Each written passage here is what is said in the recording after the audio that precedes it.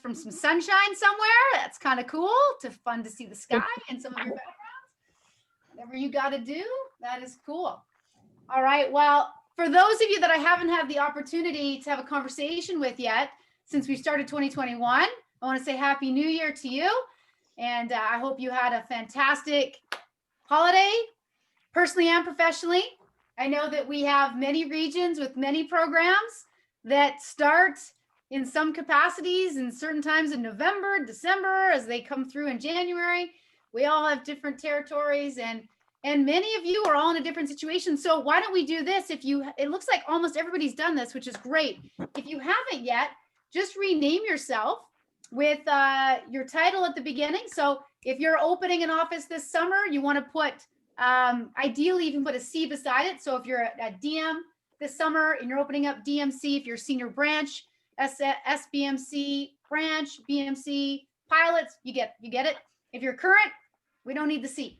Okay, we don't need that beside that. But if not, you put your name, and if you can fit your region too, that's cool. And if you can't, then that's okay. So what we're going to do is we're going to kick this off. We're going to kick this off with a bit of connection, because there's two big purposes to the events that we run when we run these calls. So one of the main objectives is that we can help you to continue building your organization and your team by providing support in a variety of areas that are used in no matter what region you're in, no matter what program you run. We want to be able to add value so you can keep leading and coaching and building the organization that you desire to. So that's one objective. The second objective, which is as equally important to us, and that is that there is connection amongst so many of you that are many times geographically spread apart. And because of the way that we now run the majority of the business, especially at this point in time, I would say that regardless of whether or not you are in the same region or the same division, we don't have as many of those in-person opportunities to connect like we would typically have in this great business. And so we wanted to use this platform as an opportunity for you to continue to build the relationships with like-minded women, building businesses, organizations, and achieving a lot in life. And that's not just professionally, it's personally as well. And we know that is a common trait among so many of the people that we attract to this business. And so we want to be able to form some connections too. I do feel that the more that you know about somebody, the easier it is to like them. And when we like people, we tend to keep talking to them and we keep building those relationships. And our network can many times help us as we grow in many different areas. So what we're going to do is we're going to break into, I'm going to give you a question first. So first I'm going to give you the question, and I'm going to give you just a couple minutes to put some thoughts down on the question.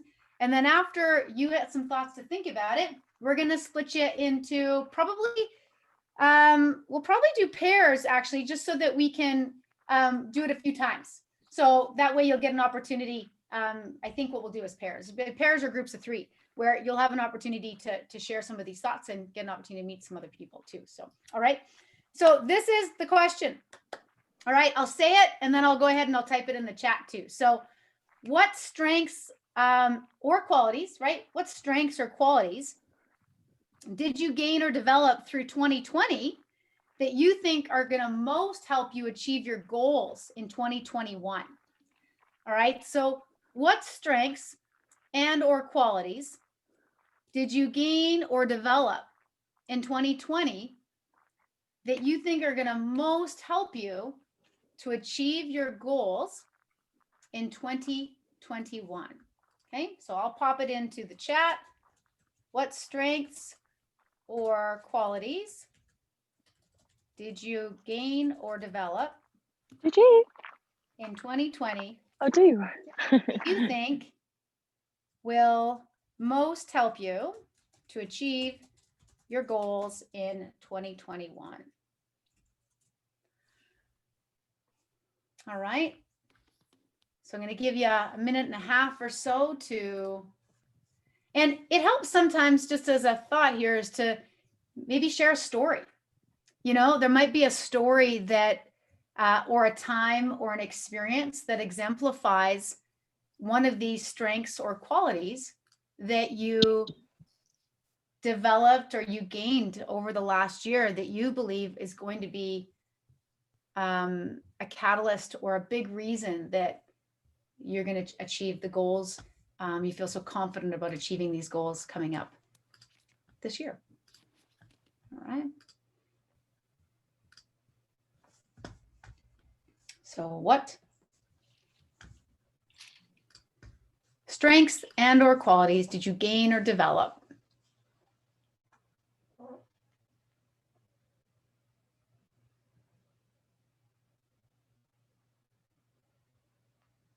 Oh, you split them up already. Okay.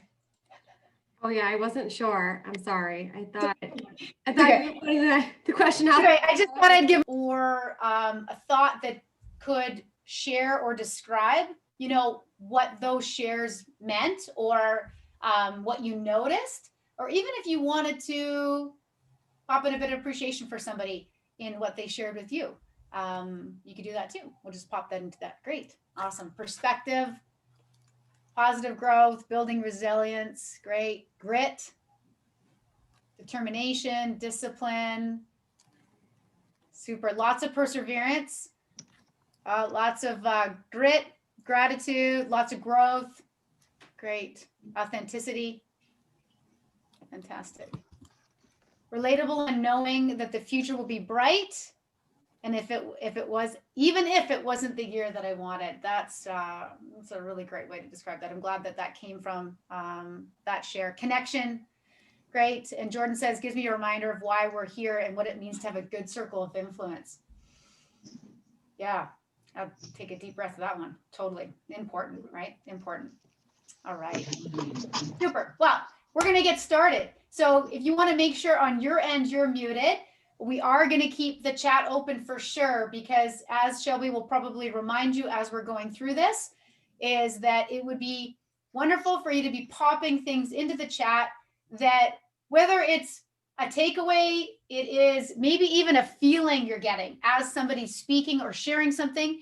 And if there's a question that pops up that you're like, oh, I have this question based on what they just shared, pop it in there, because we may not get to it like in that moment, but those questions that you bring up from what you're hearing can really give direction to either future speakers or even an opportunity for Q&A on this call. So I would ask you to, you know, comment inside there, whether takeaway, nugget, question that pops up, a feeling, you know, definitely put that into the sidebar. That will help a lot. And you'll get a lot more from this conversation and this discussion when you're thinking about those things to be able to share. And we would really appreciate that. And I know so will our panelists. So I'm going to pass it over to Shelby and fire away. Great. Thanks so much, Angie. Are you able, I made you a co-host. Are you able to put the three of us like in a spotlight panel? Okay. Yeah. So Jenna's up top, right? Yep. And I am going to see if I can. Oh, there's Ella. I see Ella. Okay. So I'm going to see if I can spotlight you too, right? Add spotlight. And then I just need Ella.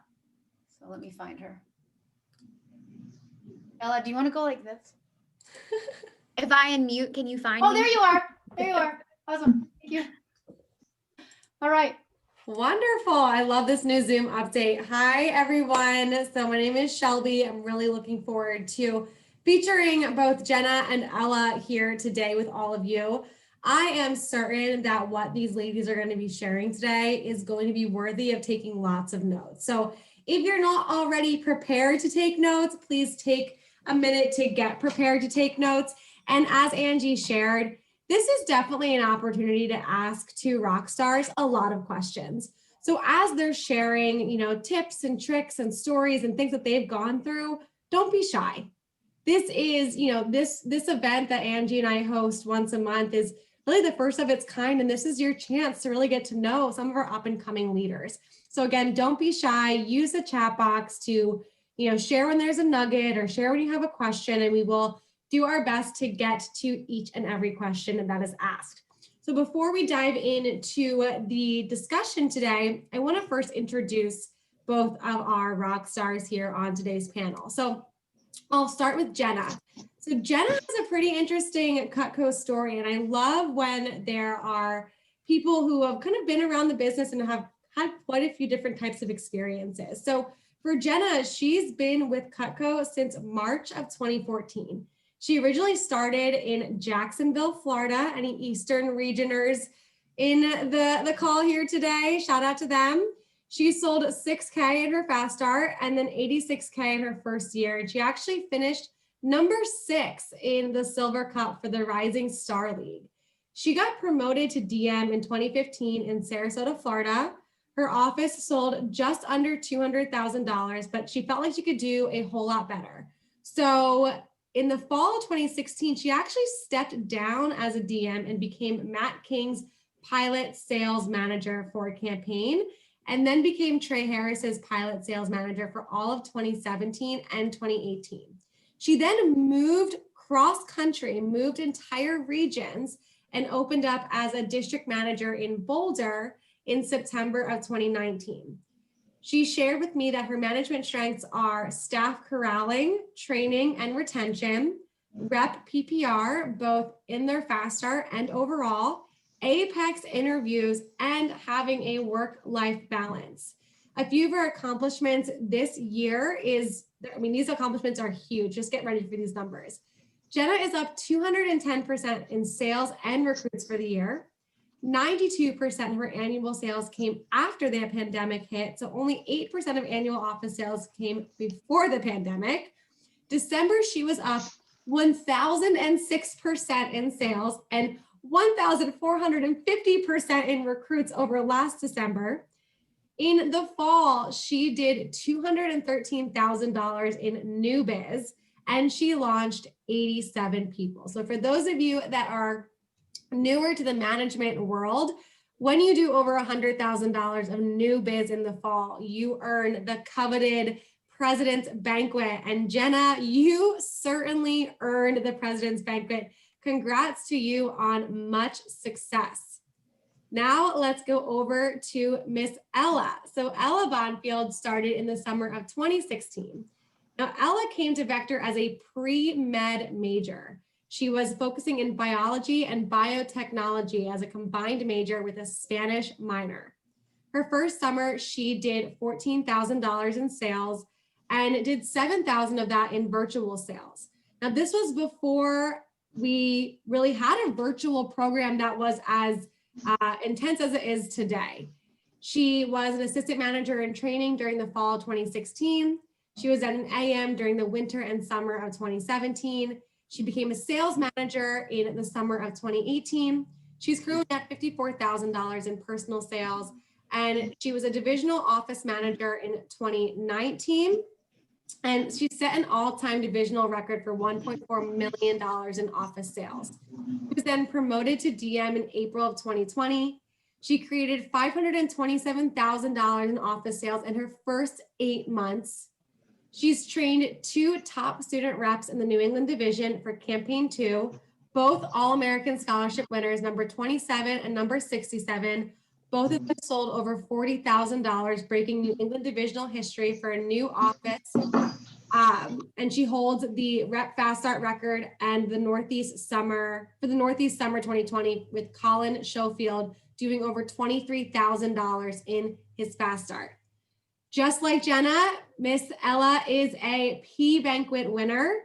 She finished out campaign 3 with $128,000 in new business.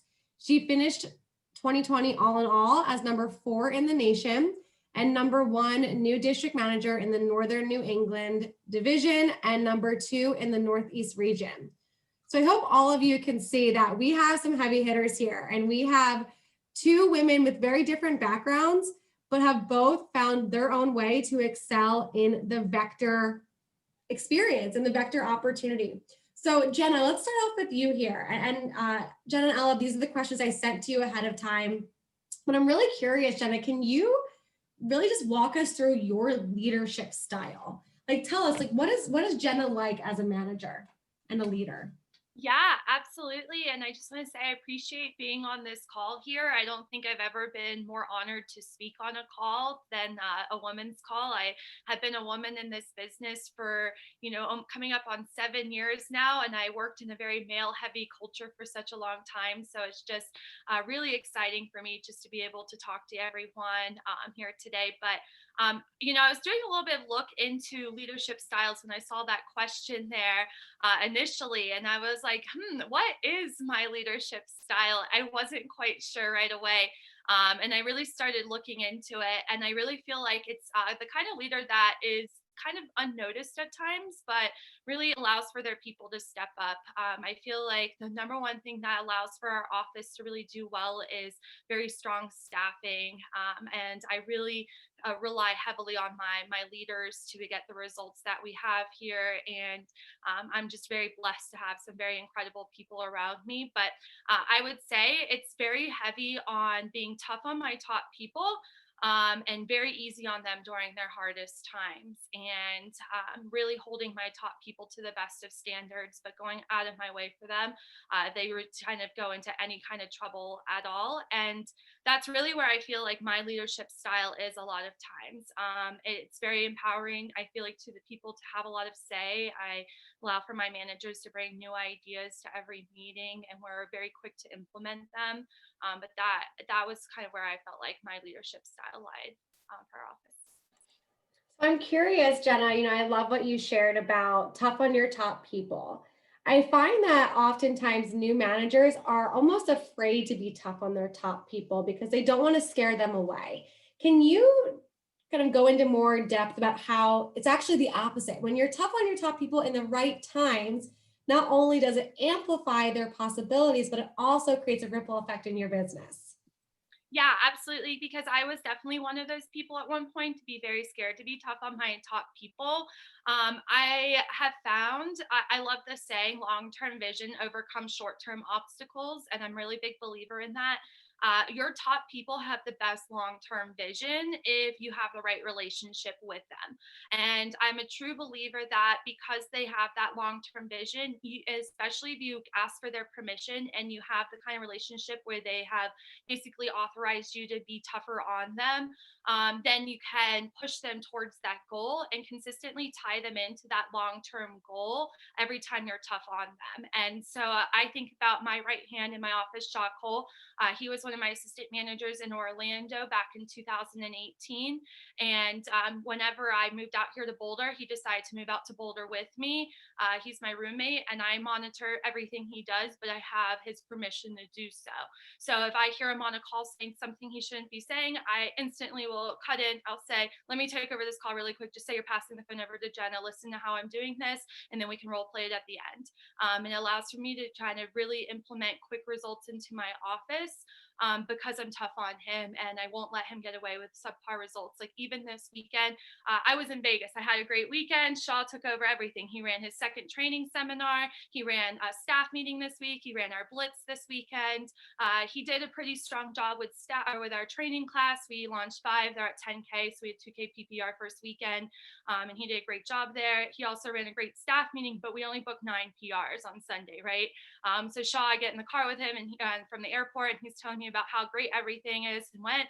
And I was like, that's cool and all, but before we talk about that, what happened with PRs, right? Why did we only get 9?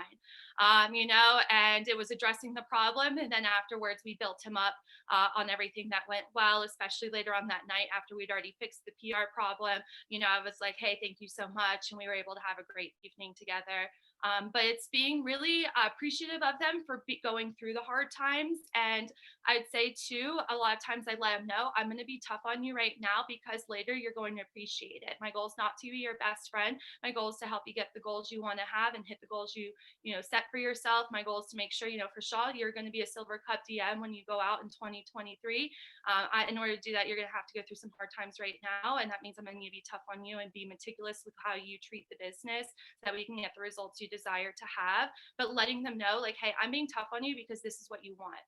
This is what's going to pay off for you in the long run. And I feel like that when you have that vision with them, they know it's on their best interest. You're very respectful about the way you do it. You have good times together, and you're just doing it in a way to really benefit them. You can absolutely be tough on them, and it gets them to where you want to be. And then it sets the tone for your whole office, because now they know what it really takes to be a top person, because they see them being treated that way as well too.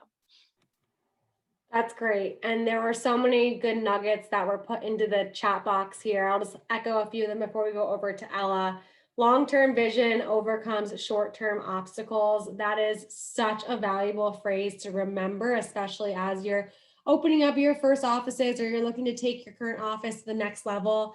Asking for permission, Madison Long highlighted that as being like one of the keys. I absolutely agree, because when you ask for permission, it just creates a different dynamic, and they know what they're going to expect from you. And I love the appreciation aspect too of making sure that you are appreciating the things that they're doing well, while also holding them to a standard, which then does mean at times there's going to be a difficult conversation. Thanks so much for sharing, Jenna. Ella, let's go over to you. Tell us about your leadership style. I mean, it's so similar to what Jenna said. It's a balance of appreciation, high standards, and then recognizing that people that feel good do good. So it's kind of balancing all of that under one umbrella. I tend to be pretty intense as a manager for myself, like the expectations that I hold myself to. And so the balance of that with staff, especially, is when there is a breakdown, it's okay, what went wrong? How can we fix it? And not, and then recognizing also, I think, your leadership is, if there's a breakdown, usually it's something that happened on your end. So my leadership style is very much, okay, how can I lead myself better if there was a breakdown here? So, and then for my representatives, it's very much, it's like a coach. I mean, if any of you are athletes, you'll know my coaching style. And it's different for everyone. I think you have to have that balance of having standards overall, so that there isn't too much coaching styles, but recognizing that some people need somebody that's on top of them, and being okay asking that. It's like, hey, when you had a really good professor, you had a really good coach, like, what is the style you respond best to? And so I would, it differs based on people, but I think the things that I'll echo from Jenna is like, always dig in. I don't like to let things slide, especially with my top people. Like, I'll always go deeper. There's if you let the little things go. So I would say I'm very much a health sciences major. I like the little things. I'm very detail oriented. I approach everything like it's a new scientific research study. So and so it's high standards, and always accepting people. Letting people off the hook, and bringing them back into the fold. And so I think one of the things of retention that I love about my office is, like my top 2 reps I still have. My PPR is based on having high standards, but not being afraid to like let people off the hook and bring them back in. And so I think that those would be the only thing. And so people that feel good do good is honestly, I think, my leadership style in a nutshell. Yeah, that's another great like one-liner to echo, is people that feel good do good. It's absolutely true. Now, I'd love for you, Ella, to touch a little bit more on the high standards, because I think this is a buzzword that a lot of new managers are like, okay, I need to have high standards and high expectations, but sometimes they don't take the time to actually define what those things are. Therefore, it just becomes a concept, but it doesn't become a practice. So can you touch on either, maybe a couple different questions? How did you come up with your standards? And then how do you share them with your team? At what point do you share them? And when someone, the first time someone kind of doesn't meet the standards, what does that conversation look like? Yeah, I think for me, standards and expectations are actually different. So standards are like what you have to meet to be successful. Expectations is a mindset. And so like a standard in my office, and this was just adopted from Paige Weber. So I think every vector office is just in some way a mirror of some other successful office. And one of the things that she has in her office was to be a part of the team and the culture and to come to team meetings and to be able to have access to your assistant managers and have PDI, like you got to be doing 7 demos a week. And this was back in the summer. So, feel free to, and she's like, and it's not a quota, but if you're not doing 7 demos a week, like you're just not going to move forward. And so like standards, like a definition for me is like, okay, what should every rep on your office be doing? So they should be on at least 1 team meeting a week, right? Like that's a basic standard, right? You got to see them and no like jumping on a Zoom meeting and not having your camera on. Like if you want to jump on a workshop and you don't want to have your camera on because it's 9 a.m. in the morning, that's fine. But like, okay, but on the team meeting, you got to have your camera on. I got to see you. Checking in like before and after as many presentations, or like you got to check in at least once a day on the days that you're doing presentations. So that's standards. And then expectations is a mindset that I teach in training. Like I would ask them, you can have like on don't do this on day 1, but like on day 3, I do 3-day training. On day 3, if somebody hops on, I'm like, Colin, you have 3 demos today. Like, what are you expecting to be at by the end of the day? And it sets that expectation of, he's like, oh, 3 demos, like easily that's $1,000 a day. And so if a rep goes into a demo and it's like 9:30 and they have, 7 presentations lined up, I'm like, dude, if I were you, do you know how to be thinking about the day to day? You have 7 presentations. All right, cool. Let's say you have 3 no sales. You still have 4 presentations left. And there's only 4 things that can happen, right? Like your medium size sale, big sale, massive sale, like small sale, custom set, whatever. But like you realize you're going to be like calling back in at $2,000 at the end of the day, right? And then you just break it down from like the different ways that it can happen. So expectations, I think that sets the culture of your office. So are you telling sales stories? Are you comparing them, right? You guys learned this in training, like stories sell.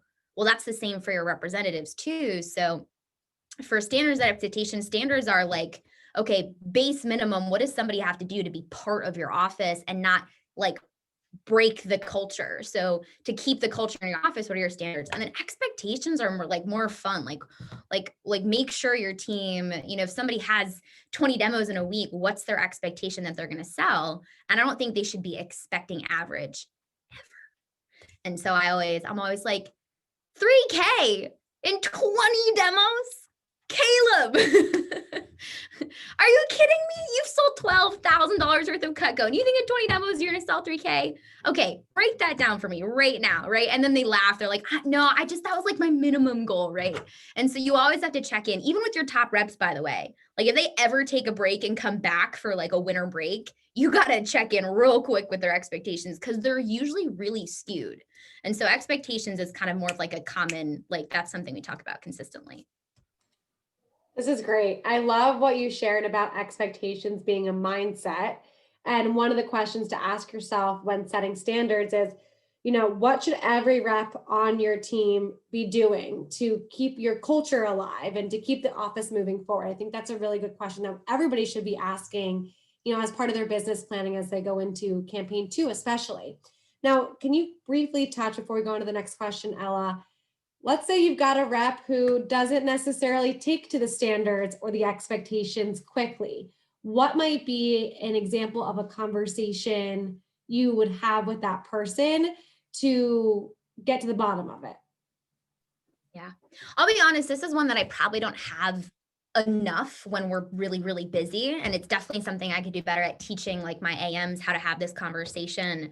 But one of the conversations that like I think can create great representatives is if they have an off week, please, please, please don't let it go. Like if they turn in a timesheet and you see like 5+ no sales, like that's not just something you have to submit and walk away. Like that's something you got to dig into.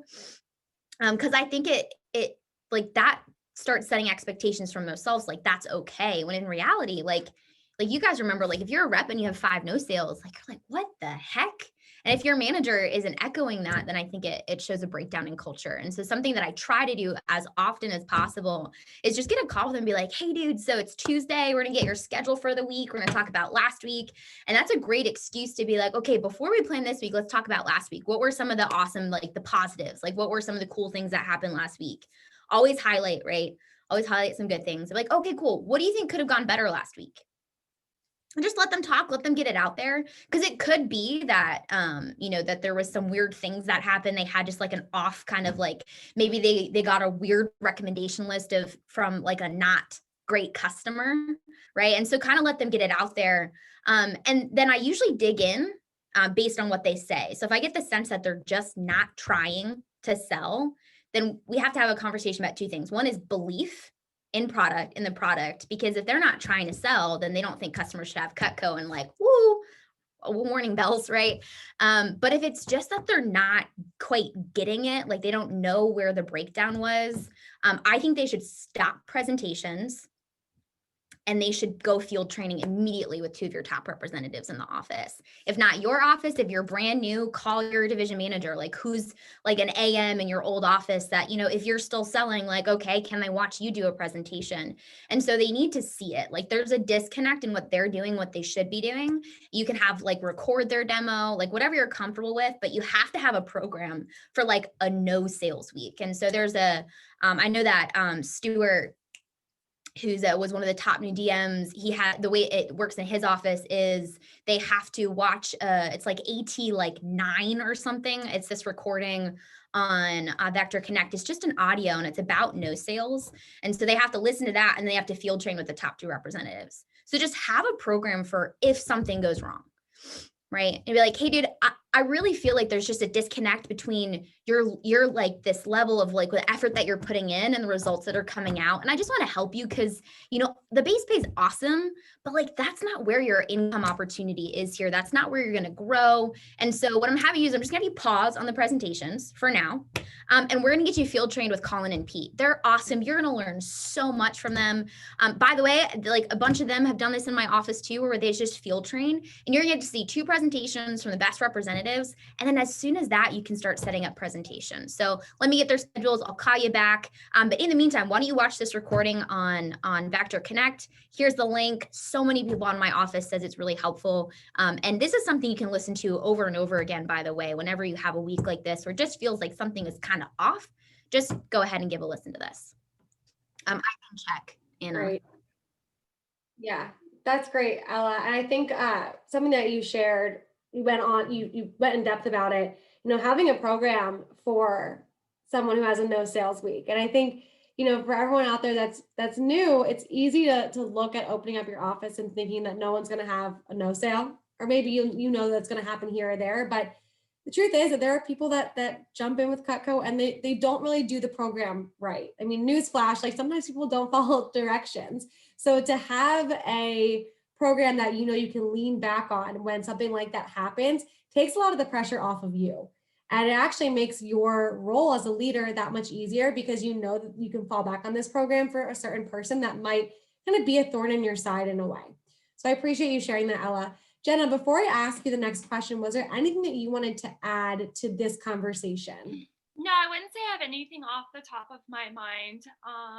With reps, I would say the one thing with holding someone accountable though, or helping them hit their goals in the week that we're really big on in our office, just if I were to piggyback anything, is just to make sure that it's like their goal that they want to set for themselves.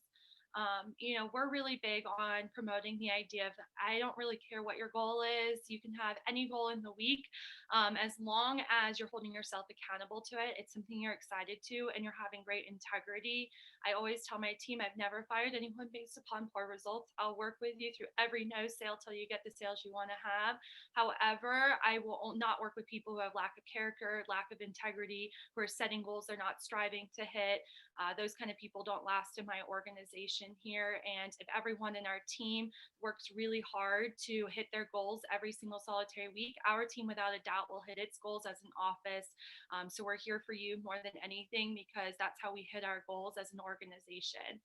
So if I were just to piggyback anything on just those, because I think Ella had some really strong points there, so I don't really have much to add. She covered so much, but I feel like that's the only things that I would say we do in our office is just a little bit of that vision there for them, and it's all on their terms.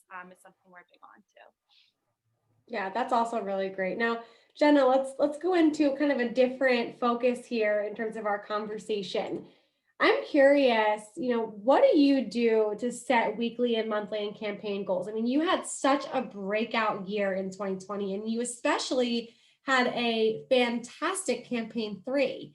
So I'd love to know, what are some practices that you take it? Are you working with your DVM, or do you have a coach you work with outside of Vector? Like, what are some of the things that you do to set up your goals on a campaign basis, on a monthly basis, on a weekly basis? And then what do you do even further to hold yourself accountable?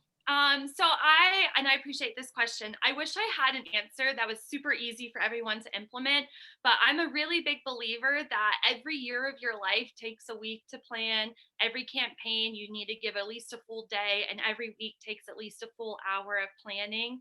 And when I go into a new campaign, I take an entire day off and I plan the entire campaign for that day. I use this, and I don't know if I have screen share permission. This is why I say I wish I had an easy answer, because I definitely just don't put in a little bit of work into it. I put in a lot of work into my planning. I consider myself in my office more of like the captain of the ship. I'm not always doing all of the tasks, but I'm navigating it in the right direction. And I have a business plan for campaign. So this is a blank copy of the business plan I set up for this 2021. But basically, it breaks down everything you could think of for a business. And I don't mind sharing this with Shelby if she wants to send it out to everyone on the call. But basically allows for you to kind of think introspectively what you're out to achieve, what you really want to create, and why you want to create it. Also, you want to quantify where you're going to get your growth from. I think so many times with managers, they're like, we're going to grow more because we're going to launch, people, and they're going to sell, and they have these great ideas that probably will quantify as more sales. But is there any numbers backing it? Not always. And I'm really big into making sure that we have numbers that will set us up for success. So with this campaign, we were like, okay, so we just did 213, a new business for this past fall. How do we create for this upcoming spring 300K, an overall business, with majority of that being new, because we are a new office, so we are very new business heavy. Where are we quantifying those sales? So it was extra recruits is the number one way for us to quantify that. So we were like, okay, well, exactly how many extra recruits do we need to launch this campaign? This past fall, we launched 87, which means we equaled out 213 sales, or K in sales. So for us, we're looking at probably launching around 110, 115 this spring, so we can hit that goal. And then we break down that number backwards. Okay, so how many people do we need to book for PRs every week to get that kind of launch, so we can impact this campaign? So this document walks through it. It can walk you through basically how many campus touches you have, all the PRs that were set by your staff, the PRs that were set by the DM, and how many total PRs are set without conveyor. So that way you can see what you have control over. We don't really include conveyor PRs in our numbers because we just see those as bonus PRs. And we do a lot of work on the back end in our office on PRs. We don't heavily rely on conveyor. We'll walk ourselves through the fast start averages, day 1 through 3, day 4 through 10, so we can see how that can quantify into our growth. Basically where we were at have our goals for campaign 1, 2, 3 written down, where our goals are at for recruits, PRs, classroom recruits, new business, FSM sales, total sales. The concept of break it down to the ridiculous is something I've taken to heart over the years. Like I said, I wish I had a very simple, easy to implement answer, but this is not a small doc.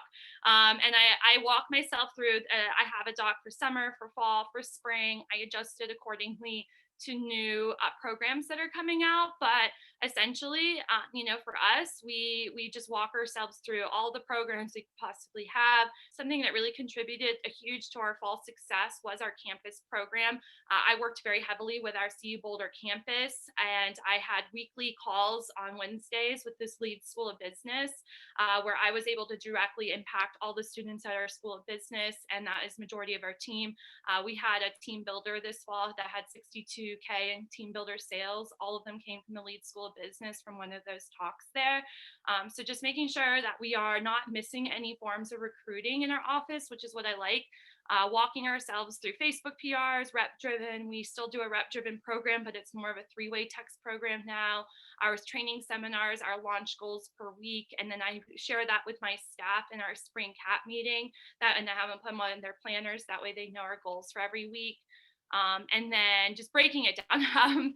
I don't really know what else to say. We break it down so ridiculously that there's nothing that slips the cracks. And I sit in my room, I lock everyone out. I don't talk to anyone that day, take no calls. I am so focused on planning out everything for the office. All my assistant managers, where they're going to be, development goals. And so I can definitely, the income, we were super excited to hit the 10K campaign bonus. So I shared some with my sales manager, but that's what we're doing to really plan for each campaign.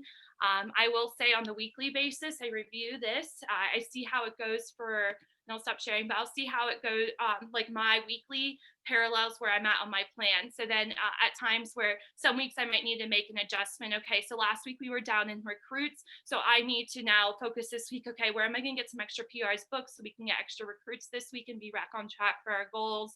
Our goal this year is to do $1 million in sales. For us to do that this year, we need to have a 300K spring. For us to have a 300K spring, we need to hit 17.5K per week. So our first week I was in Florida, I was with my family. We had an off week. We did 8K, but this past week we had another 23K week.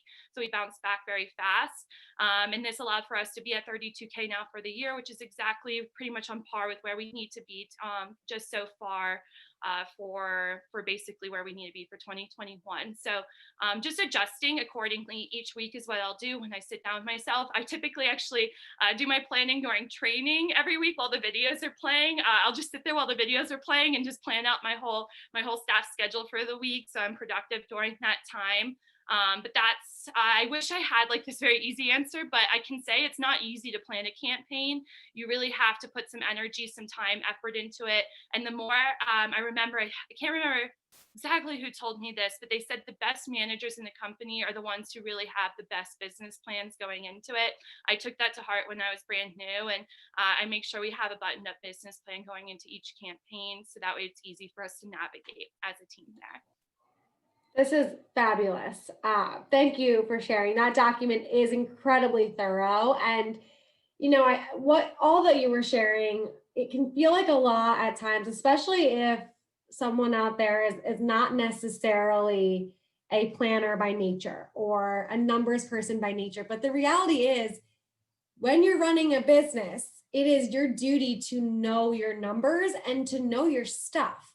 And I share this with the branches all the time when I'm coaching them. I'm like, where are you at for the month? Where are you at for the week? Where is your top person at in terms of their next promotion? And it's super important that you take the role of being a business owner to heart and know that part of that means knowing your numbers and putting the time in your schedule to plan. And I think oftentimes newer managers kind of get wrapped up in all the things that are happening that they neglect the planning time. And that's really where the overwhelm comes in. Because if you don't take the time to plan, then you're kind of just running through brick walls with your eyes closed, and that's never a good move. So I appreciate you sharing that, Jenna. As the chat was kind of blowing up here, we're going to put that document in the Facebook group. So for those of you that didn't know, we do have a Facebook group. And kind of as the summer kind of comes full force, we'll be having a lot more chatter in that Facebook group. So for now, just please request to join. We'll accept you, and that document can be found in the Facebook group. Let's go over to Ella. Ella, do you have anything different that you do from a planning perspective? Any other pieces of advice that you can add to what Jenna just shared with us? Yeah, I think that one of the things that when I became a district manager that initially was one of the things I was concerned about is, despite being a pre-med major and absolutely adoring math, numbers in a business sense never really translated for me. And what I mean by that is they never correlated with people. And so for me, understanding things like PPR and understanding like what numbers were really important was something that I did resist, actually. I kind of pushed back at when I was a brand new manager. One of the things that I will say is there's a time to plan, and then there's also a time to act. And so what I think the only thing that I would add is just make the plan, constantly come back to the plan, but then also realize that like you cannot plan mid-campaign. And so if it's midsummer, like one of the things in my division that we say is I have to get it right. It's ready, fire, aim. And so it's once you have the plan, right? Like things are going to go out the window and you have to just be ready for that. Like the plan's going to change multiple times. So I think the only thing I would say is have a really good plan. But what are you going to do when it doesn't work? Like, what are you going to do when, March comes in, you've just signed a lease for an office, you just got home from Paris, it's awesome. Plot twist, the entire company is moving to, virtual remote organization, right? And no, you can't like fit that in a plan. So I think the only thing I'd say is know your numbers. It is absolutely your responsibility. But when it's time to act, just stop planning. Like there's only so much time. And so I think that like that's the only thing that I would say is know your numbers, make sure you're coming back to them, always have time to plan in your schedule. Don't get so focused on them though that you miss kind of that ability to pivot, I guess is the only thing that I would add. Like, cause you're going to have apps that come in, you're going to have, you're going to have to like make changes, you're going to have staff that, quits halfway through the summer. And so what do you do in that situation? And sometimes you don't have time to go all the way back over. And so make sure you have that time to reflect on things, but then also just, don't panic if you have to change things throughout the summer, if you have to, go back over and make adjustments I can learn to plan better after seeing that document for sure. Well, what you just shared, Ella, is a really important reminder too, and John Berghoff says this a lot, plan tight, hang loose. Yeah. Flexible, understand that the thing you can plan all day, every day, but the reality is like there are things out of your control that will happen that will take you off course.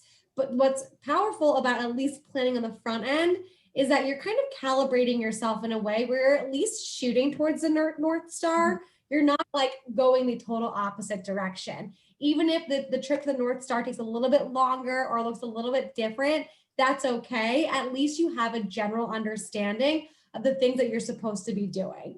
And then, one thing that I oftentimes talk with someone that I coach is having a contingency plan. So what do you do when things don't work out in your favor? And maybe this is more of an emotional toolkit that you kind of rely on, because I feel like oftentimes, people will go out, they've got this brilliant, beautiful plan. If everything goes as planned, they're going to be a silver cup winner. I mean, the amount of people that I hear are going to be a silver cup winner, it's amazing.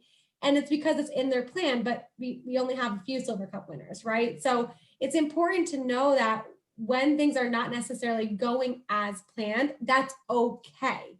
And rather than allowing it to stall you out completely, just maybe take a minute just to kind of reset yourself. And that's why that contingency toolkit's so valuable.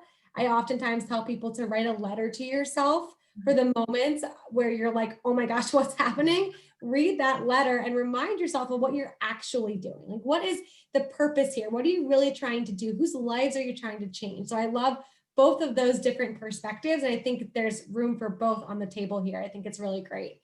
So we've got a couple of questions that are coming into the chat box. I think, Angie, I'd love to just hear from you. Do you think we should kind of touch on some of the questions that are in the chat box, or do you want to keep going to some of the questions that we talked about before?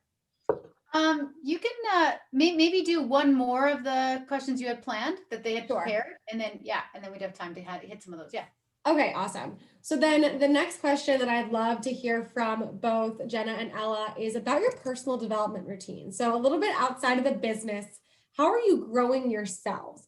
What are you doing to strengthen your character and to strengthen your voice and to strengthen your confidence? So Jenna, can you kick us off here? Yeah, absolutely. I would say, and just be very upfront with everyone, there was a time in the business for me personally where I was so focused on developing myself as a professional that I genuinely forgot to develop myself in my personal life. And I would just wake up every day, grind as a pilot manager. It was taking incoming calls, running like 3 interviews in a day. And I got very involved and engulfed in the business, and I became very well-rounded, I felt like, as a professional. But then all of a sudden, when I started having a team and AMs and my life became easier and I started having more free time, because I developed the personal skills, I was like, well, now what? Who am I? What do I do with my extra time? And it was definitely a time for me this past year in particular, with things being virtual and not being in an office all day. And, when I finish running a meeting, I have time for myself. And it was a huge discovery for me as a person this past year, because I genuinely at times I wasn't quite sure exactly what I wanted. And I, just to be very transparent with everyone, found out this past year I have a huge passion in learning all different types of world religions.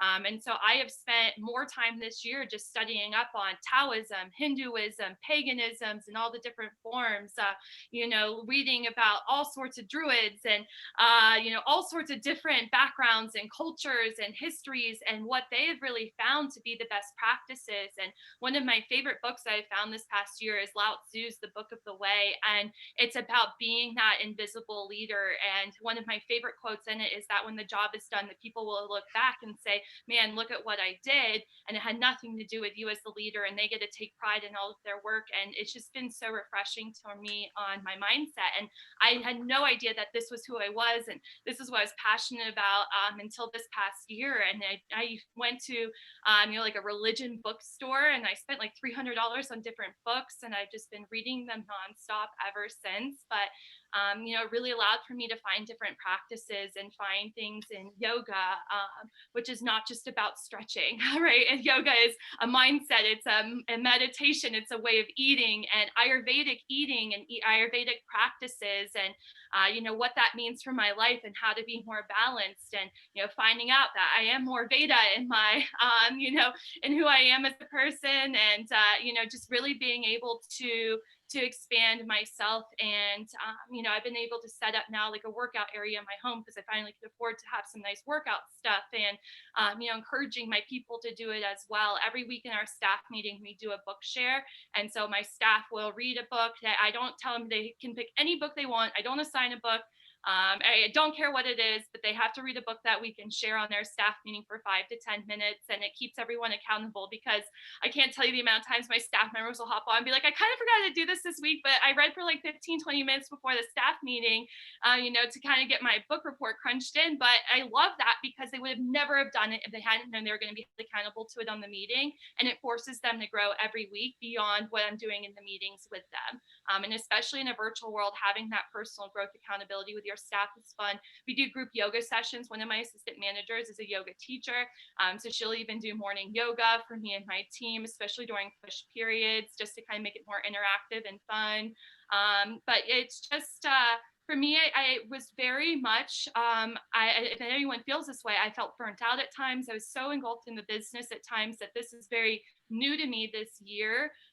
So it's definitely not always been this way for me in the business, but it's been very big into me becoming a better person. And also travel is very important to me. And right now during quarantine, tickets are very cheap. So, I was in Vegas this weekend. I'm going to Hawaii next week. We'll be in P Banquet, Mexico. I'm going to North Carolina. I'm going to be in California. So it allows for us in this virtual world to not feel so locked into being in an office, because the office is the world, right? We can travel now. And as long as you're not, so I was in a meeting earlier today. Somebody said on it, you can't let things slip, right? You can't be a disrespectful leader. You can't go out of town, be non-existent, and disappear and let, things go down the track. I was in Vegas this weekend, but we had a 23K week, right? It's about balance and making sure that you're earning your time off. You're not just taking that time off, but to absolutely put your effort in, put the work in, earn that time off, so you become the person that you want to be, and finding what that is to you. I bet everyone on this call has a passion you've undiscovered. And now that we are here in this virtual world, you have the time, especially as DMs and branches, to have that balance, and your people will look up to you for it. So definitely, even as a branch, even in the chaos of the summer, find time for you, because it will create better culture and development for your people there. But I feel like this was definitely a breakthrough year on me personally, which I think definitely translated into our breakthrough sales this year.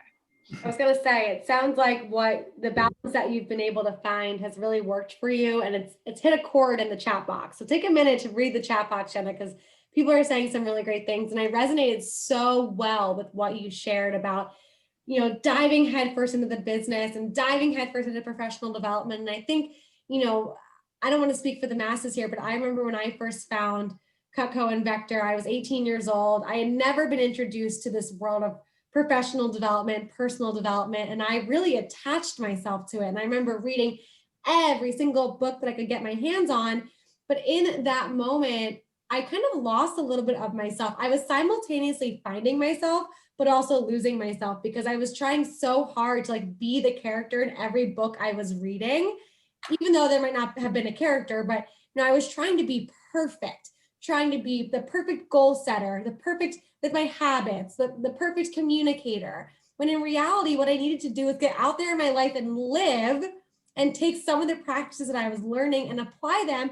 Maybe I'd mess up here or there, but the act of actually living and getting out of the books and even reading books that weren't personal development, but just books that were really great stories was so helpful in rounding me out as a leader, as an individual. And Jenna, I think it's so amazing that you found a passion that you would have never previously found had you not given yourself the space to actually explore that. And you said something really interesting about earning your time off. I think it's important that we kind of put a little asterisk on that it is something, it's not necessarily an afterthought, this time off. It's something that you plan for.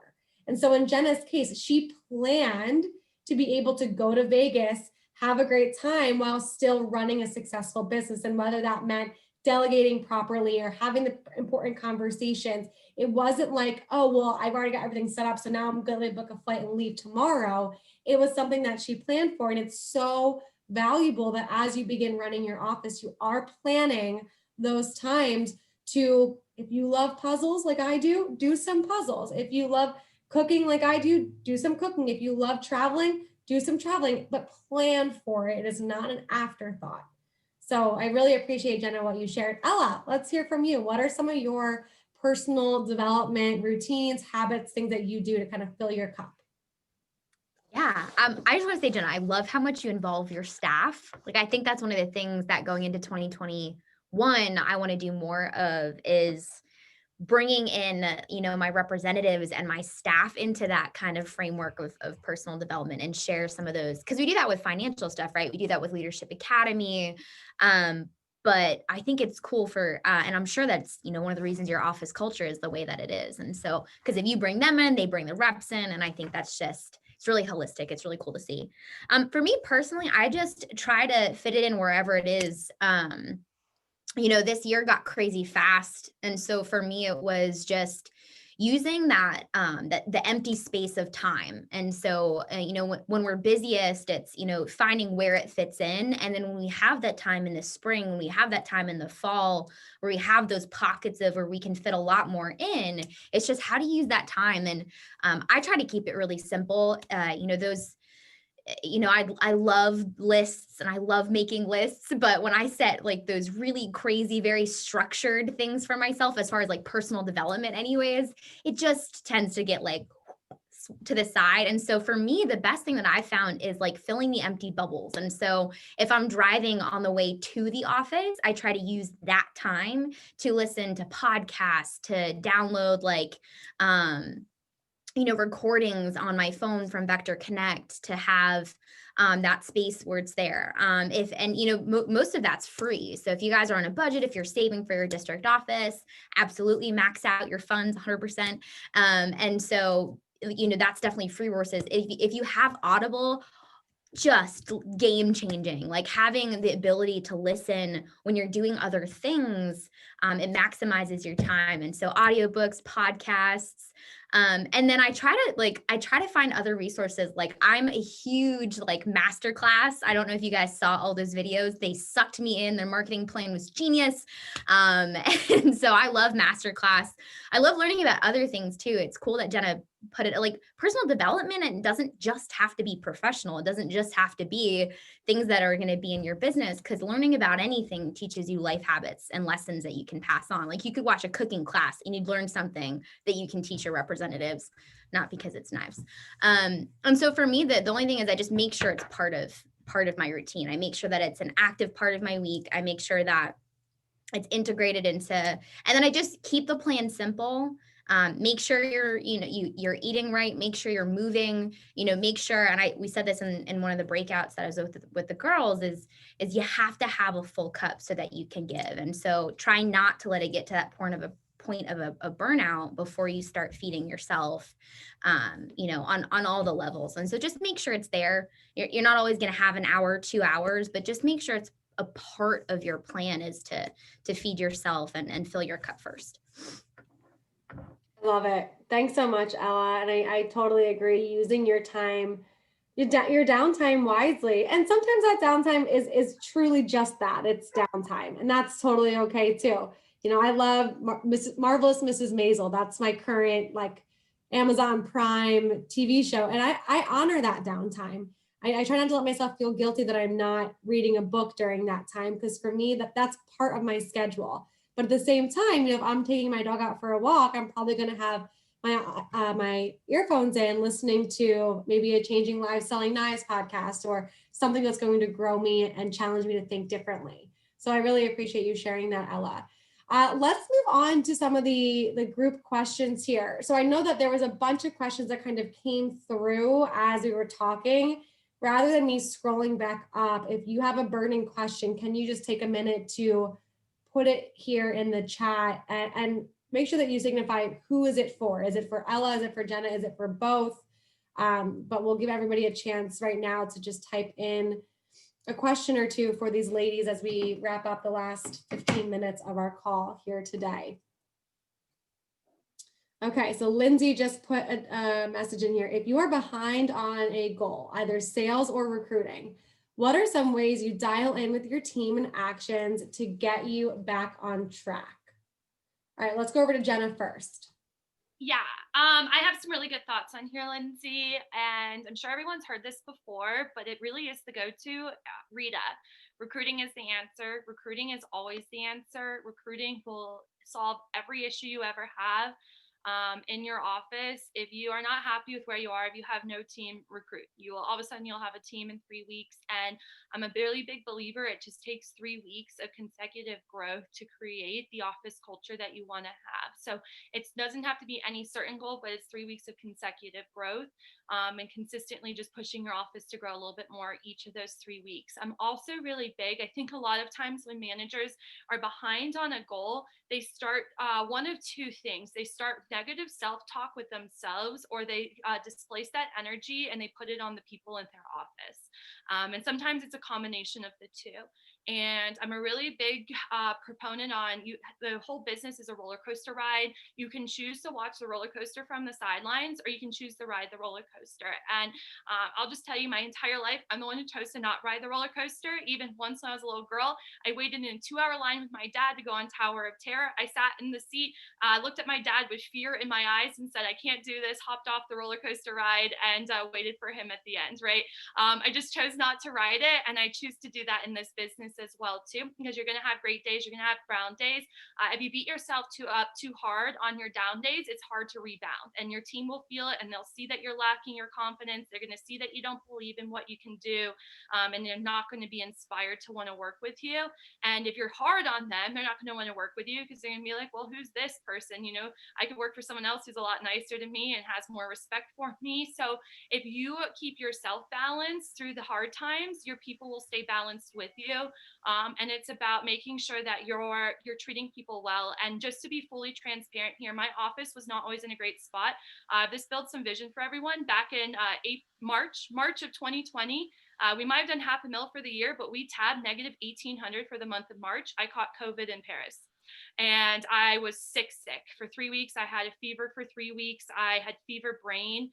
We just had no sales, no nothing, but I was very transparent with my staff, very honest with my people.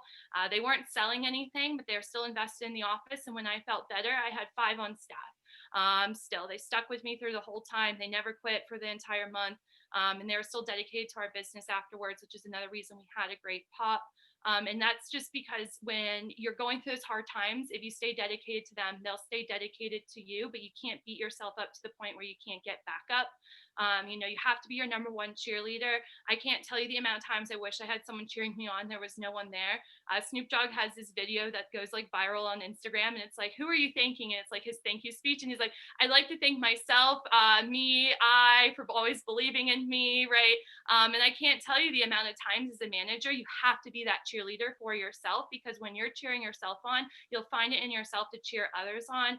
I think it was Gina Nappy who posted this on like a quote on one of her Instagram pictures, but she said, I myself disempowered other women because I was not myself empowered. And I think that that quote is so big, because when we're not empowering ourselves, it's really easy to look at others with judgment, to not be their cheerleaders, to not be fully supportive of them. And more than anything, I think it's a mindset shift when you're not hitting your goals, because recruiting will solve all of your stuff technically.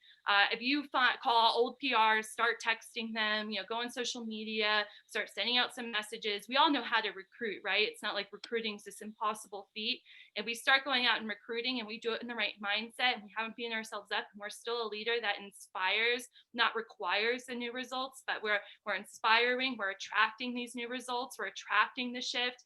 Aaron Luden has a great video on Vector Connect called Breakthroughs. And one of the best things he says on here is breakthroughs happen when you let them. You have to let the breakthrough happen if you're going to change the gears.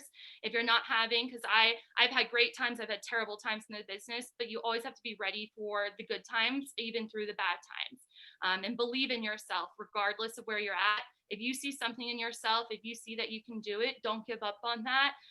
Fight for it, because it's typically worth it. And that could be here, it could be elsewhere. But just always being level-headed and making sure that you're staying true to what you believe you can be. Long-term vision overcomes short-term obstacles, that kind of mindset there.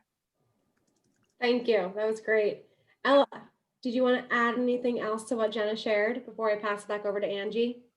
Yeah, I think it's just, you're always going to have moments where you're behind on something. And so I remember, this summer, I transitioned from running a divisional office to running my district, and my division manager just needed more support at the end than we had originally planned for in our timeline. So when I was able to finally start really diving in, I was about 3 weeks behind everybody that launched in my DM class. And for these, I launched with some of my best friends in the business. And so I remember looking at the reports and seeing that Everett Burns had scheduled 63 PRs over the weekend, and I was still doing divisional office stuff, and I was furious. And I was so furious, I was like sobbing hysterically on the phone with my boyfriend. I just felt like it, I was a horse. I didn't know how to respond to that either, Siri. I just felt like I was a horse that was like stuck in the gates, and I was just watching, all these district managers like way out ahead of me. And one of the things that you just have to realize is it's like, there's no one set plan, no summer breaks down the same way. You can have a pop, and then halfway through the summer, something happens that disrupts it. And so you can't base where you are in the business purely off of results, and you have to just focus on the actions. Like, one number will always work. And so some of the things that I do, just so like you guys have action steps, is I write down every active representative on my team and a number that I think they can hit that week.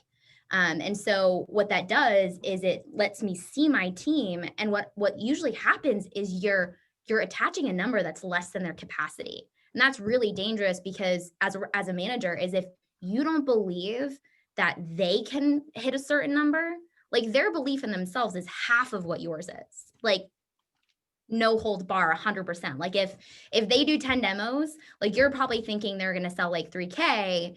They're probably thinking maybe 1,500. And so if you don't believe those big goals for your team, they're never going to even think it's not even on their radar. And so you have to go back to that point. So write down everybody in your team, put a number next to it. That should be your goal for the week. And you can just dive in and focus on that. And then the other thing is just dive into the actions. Like, just like Jenna said, you need to recommit to the things that are going to get you those numbers.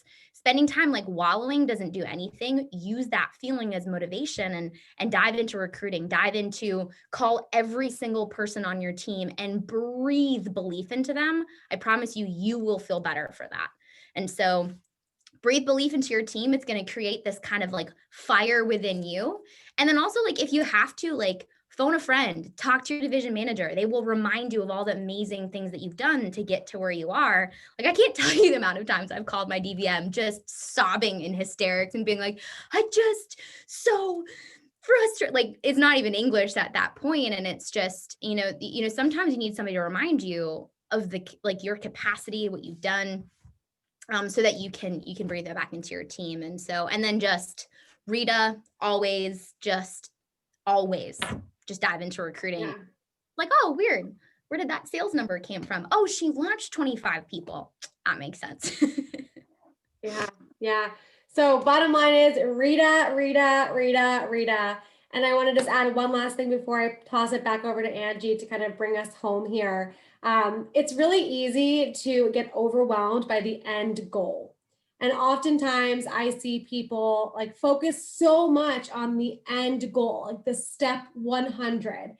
And they know what steps 1 and 2 and 3 are. And so they open up their office, they start taking steps 1, 2, and 3. And then what ends up happening is that they let their impatience take over. And because they've been obsessing so much over step 100 and they're only at step 3, they're like, what the heck? I should be at step 100 already, but they forget that there's still steps 4 through 99 to take. And so I've adopted this mantra of be impatient with your actions and patient with your results, because you're not going to eliminate your impatience. It's the 21st century. We're just going to be naturally impatient beings, but you can channel your impatience away from your results and into your action. So just like these two ladies said, when you're feeling like you're in this moment where you're questioning whether or not you're on track, you're probably at step 3. You've got to take step 4, stop obsessing over step 100 and just take action. Angie, take us home. Super. Sounds great. Well, thanks again so much for Jenna and Ella putting in the preparation to those answers and being so giving and sharing with everybody in the group. I definitely know that that's one thing that makes Vector quite, whether it's unique or just really special, is the fact that we don't hold secrets. We share what we do it with pride. I remember my first President's Banquet when I had an opportunity to meet Dan Casetta, and I met him. And then after, I said to Joe, I said, oh, wow, he's a really nice guy. He goes, well, of course, that's how you do well in Vector, right? Is you're kind and you're giving and you want to help others, right? And I think that's really, really important. So a couple last things I just want to share with you. So one, the next call is February 9th. So I just want to make sure everybody has that in their calendar, that is the next call. We won't be competing with master classes. So we've communicated that, so we don't have to pick and choose. So our next call is February 9th. There is a Facebook group. We would love for you to join that group so that we can post some of the documents from this call. And I think that it was whichever the ladies mentioned the advanced training. I know some of you were asking about that. So if you don't mind grabbing that you give people that have those 5 no sales and then posting that in the Facebook group, that would be fantastic. And then or give it to Shelby, we can share it. Then you guys all have access to that.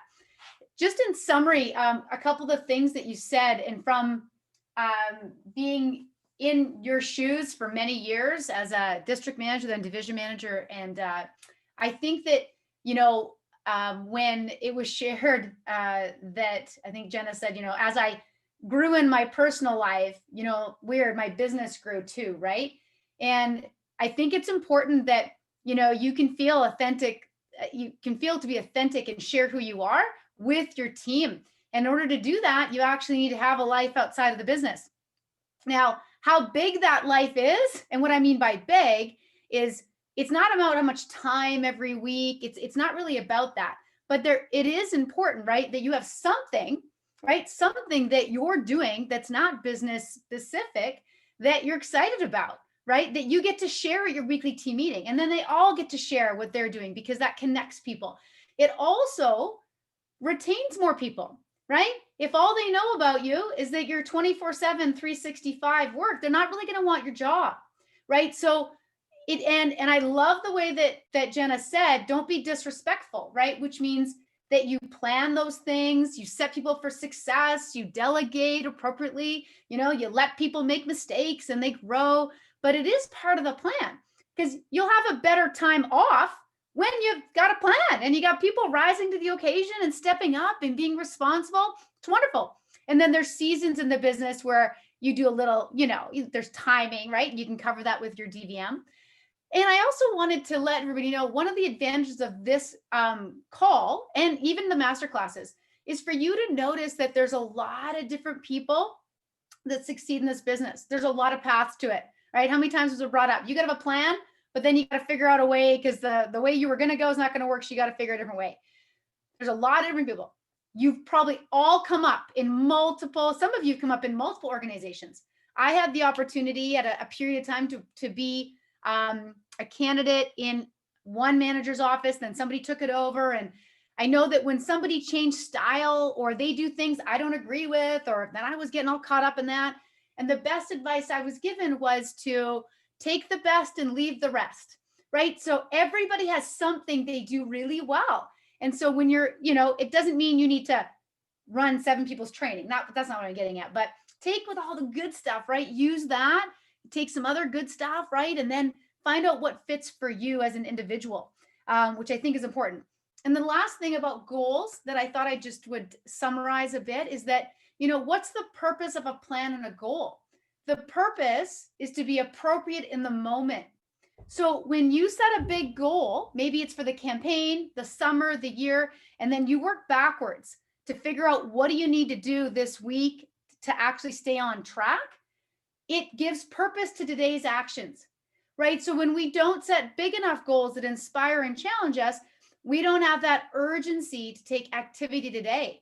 And it also inspires us to enlist more people to help us hit this big goal, right? If we have a small goal that we're pursuing, right, too small because we feel it's too safe, we're probably not going to need a lot of people to help us hit that. But when we have a bigger goal that with planning, you can see how it happens, you got to enlist and bring a lot of people along for the journey in order to go after that. So it really gives you priority to actions in the moment. And I think that is whether you hit the target or not, because really it's about the journey anyway, right? It's the people you inspire, the places you go to, the experiences you have, because you were pursuing something that was big and meaningful and brought people with you, which is the fun part anyway. So thank you for all of your engagement, your attendance. We appreciate it. I know those speakers appreciated being able to share that with you. It elevated them as well as yourself. And we look forward to connecting through the Facebook group and specifically on the next call. Hi, everyone. Thanks for being here. Have a great night.